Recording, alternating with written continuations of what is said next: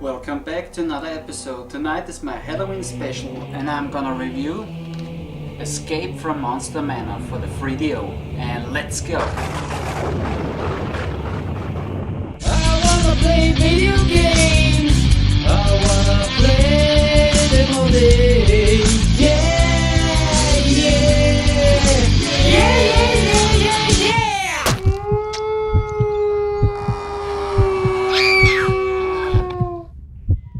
Escape from Monster Manor was developed by Electronic Arts and was released in 1993 and only for the 3DO system.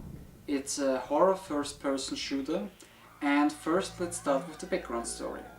Once upon a time there was a talisman which protected the world and kept the demons of the underworld at bay. But the talisman was broken into 12 pieces and hidden inside the Monster Manor. It is your task to fight your way through dimension, find the pieces and save humanity.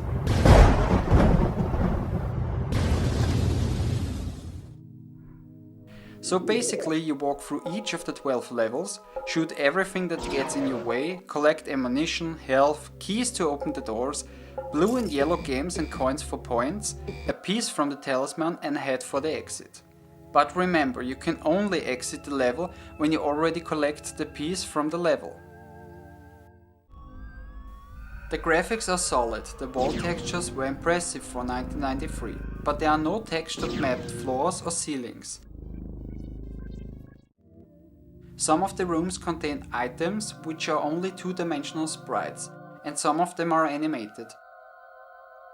But for the most part, the floors and rooms are wide open. The frame rate is very smooth, and the animations of the enemies are great, like the semi-transparent ghosts or the flying head monsters. It's a nice touch that your hand gets bloodier the more you got hit. And the rear of the gun shows the amount of ammo you have left.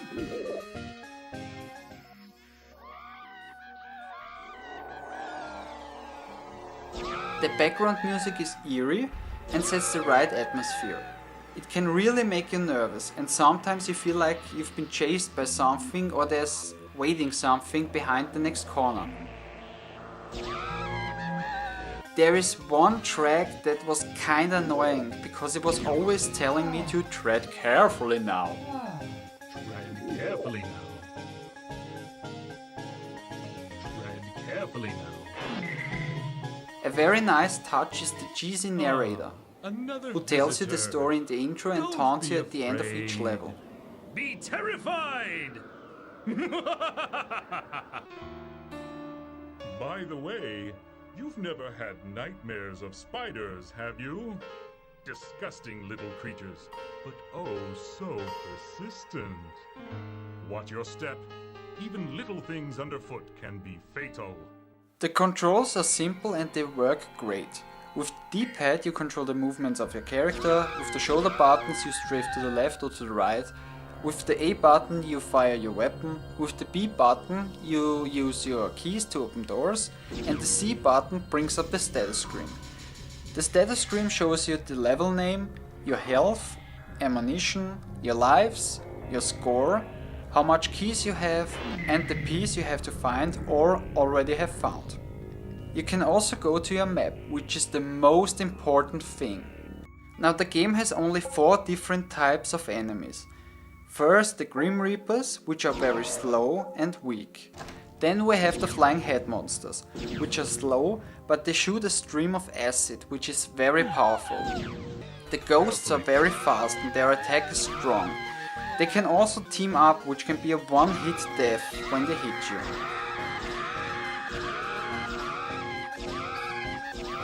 And the spiders.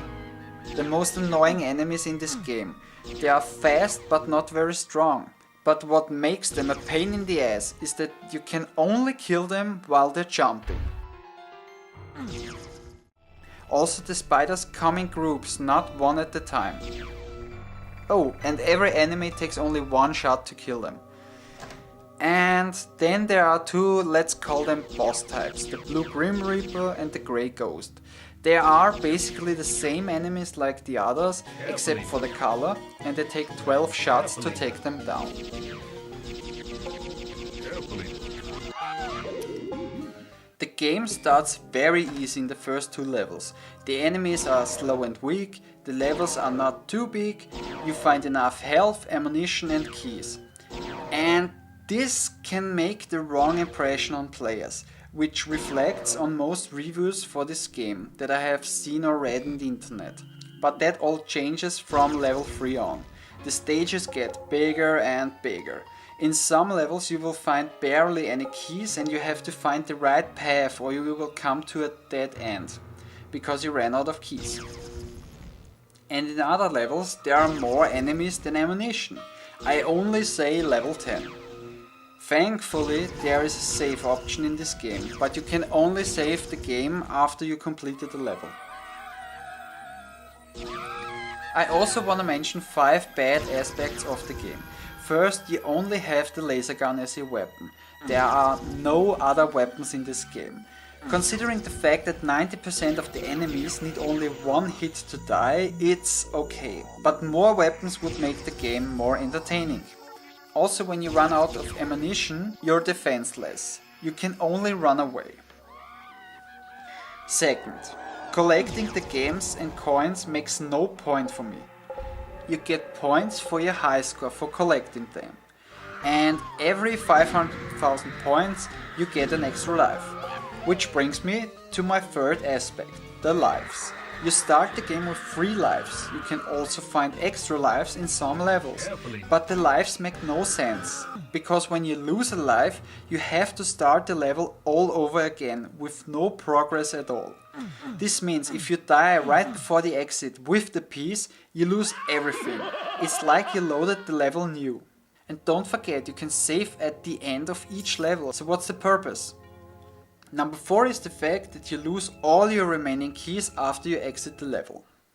And number 5, the game has no secret areas like almost every other first-person shooter, but to be honest it doesn't matter, because if there were any, they would probably be full of gems and coins, which was pointless in the first place, for me. In the end, Escape from Monster Manor is not a perfect game, but it's a good game. And if you have a 3DO system and you like first-person shooters, then I really can recommend this game to you, especially for Halloween. So, this was my review for Escape from Monster Manor. I hope you enjoyed the show. Maybe see you next time. Take care and happy Halloween!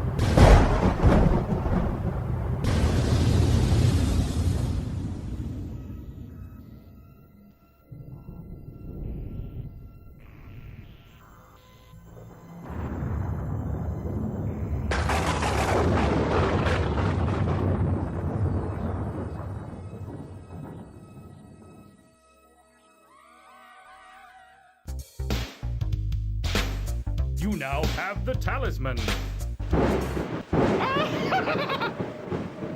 But for how long?